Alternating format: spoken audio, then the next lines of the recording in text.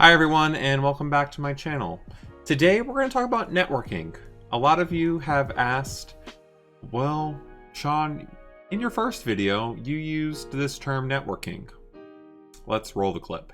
What this does is it allows you to network and allows you to meet and introduce yourself to new people. Okay, so I said the word networking and I really didn't describe it. And some of you called me out for that. I think it's a big picture and it's really difficult to talk about. So in today's video, I'm going to break down what networking looks like on Twitch. So for those of you who are looking to reach affiliate and looking to get your first 3 viewers, networking is going to be a huge way for you to do that.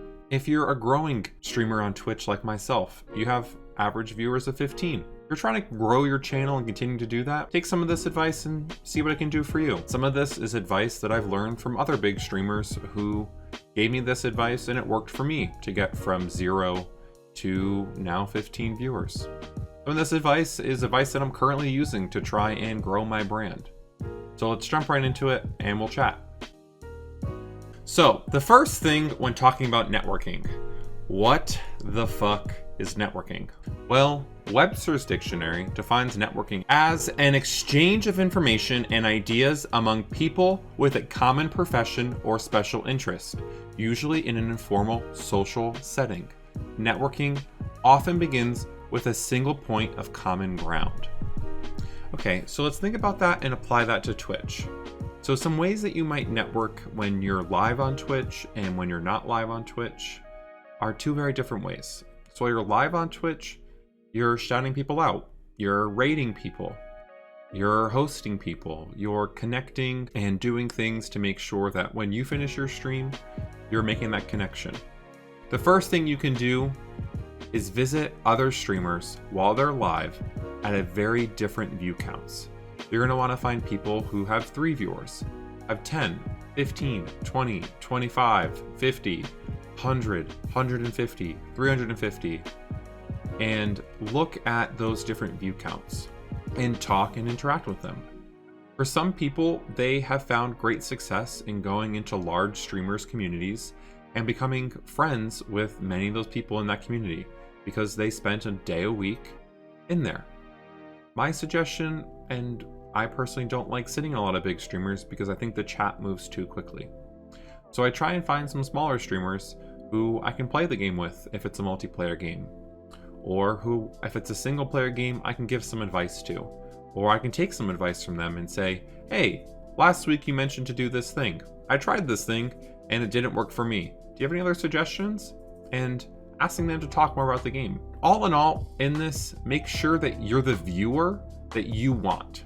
So in your stream, you want people chatting, you want people clipping, you want people maybe donating a little bit of money, sending a little bit of bits. You can do that, do it. If you can't, don't. Networking doesn't have to cost anything, but for some people, they find it easiest to network a little bit of bits. They'll send 5 here, they'll send 5 there. They just drop off a little bit because they watched some ads and got some free bit money. Some, like myself, I don't have the extra cash at the moment to be sending bits around and be sending gifting subs around. So what I'm doing is I'm talking. I'm being that viewer that I want. I want to chat the entire time that I'm there. I want to clip things. I want to find funny moments and I want to name them and share them on Twitter or do that in other locations. When you're in these streams, make sure you're spending at least 30 minutes in their channel. What that's going to do is gives you the flavor of them. So if they have a lower view count, you get to talk with them a whole lot. You get this huge interaction. And when you leave, don't say, I'm leaving to go live. Many people don't like that. They feel that you're quote unquote going to steal their community. And while that's not the case, just don't put the thought in their head. We're trying to network with them, just spend the time there. And if after 10 minutes you're not enjoying yourself, just leave. No harm, no foul. With networking and with finding new people to watch on Twitch, there's no harm in unfollowing someone. It happens. People grow away from the content. Spend the time and wait a little bit. Interact with them and chat. Now, you've been there for 30 minutes. You've gone there a couple days. Talk to them. Find them on Twitter. Find them offline. If they're posting anything, interact with it. Eventually, they're going to interact back. At some point. It may not be right away, or it may be instantly. Depends on how big they are and depends what time they have outside a stream to connect with their community. Next, we're going to talk about Twitter. So Twitter is really interesting. While you're tweeting and interacting on Twitter, a great suggestion that was told to me in another YouTube video that they posted was to reply to every single reply that you get on a tweet. I think that's awesome. And I think that goes here on YouTube as well. I notice other YouTubers who talk about YouTube search engine and say that you need to interact that way. You need to respond to everything. Doing that creates another comment and creates a dialogue and creates a conversation. Another way that I like to network on Twitter is when I see tweets from people who I follow, who I might like.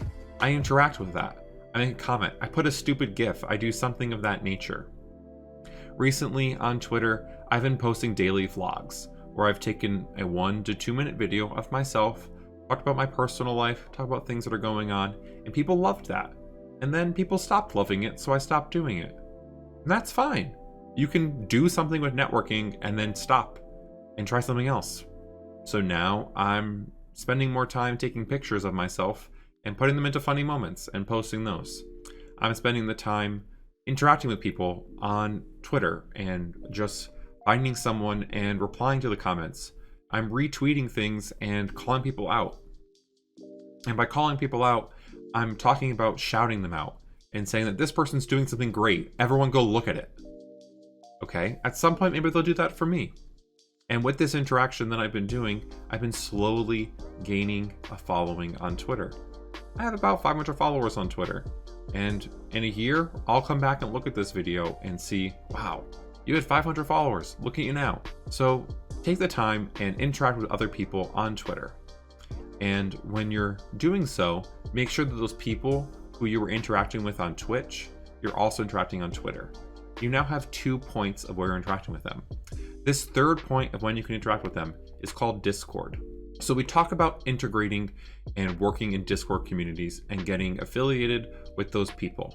When you join, make sure you're chatting, make sure you're interacting, make sure you're posting pictures about yourself. Treat Discord as another version of Facebook. And that sounds a little weird, but think about it. On Facebook, you're not posting something every single second. You're posting something so often. You're posting a nice picture of yourself. You're interacting and meeting and talking to people when you can. So continue to do this on Discord. The biggest suggestion I have with Discord is making sure that you're not doing the just good morning, hi everyone, happy time zone, and that's it. You just do that every day. You're not interacting. You're just saying good morning. Great. You said good morning. Now what? Ask a question. Participate in a conversation. Try and start a dialogue around something. And then when you share your link in that channel, more people who are going to know who you are and are going to follow you on Twitter are going to interact with you while you're live on Twitch. So what you're doing is you're starting the conversation before you go live, and then you're posting your go live link that people are now interacting with. You're doing something different with your go live link. We talked about before. Posting a GIF, posting a video, doing something with that go live link that people are not doing already. Everyone is posting a go live link that's just text. Do something different. Lastly, I want to talk about the importance of friends of friends. So the biggest thing that can blow you up on Twitch, on Twitter, on social media, on anything is called friends of friends. This is you connecting with someone who lets their friend know about you. And you do this by continuously involving a way that makes your content shareable. So what are you doing that someone feels comfortable enough with sharing your content with a friend of theirs without you asking them to do it? Are you starting a dialogue on Twitter? Are you posting a video asking a question? Are you doing something that someone's going to feel comfortable sharing with someone else? How can you make them retweet, share your video? And that will take some time. And I don't have the magic answer. And I think at this point in the video, you're realizing that networking isn't as easy as everyone thinks it is. It's not this, hi, how are you? Shake my hand. This is my name. Here's my fancy dancy business card.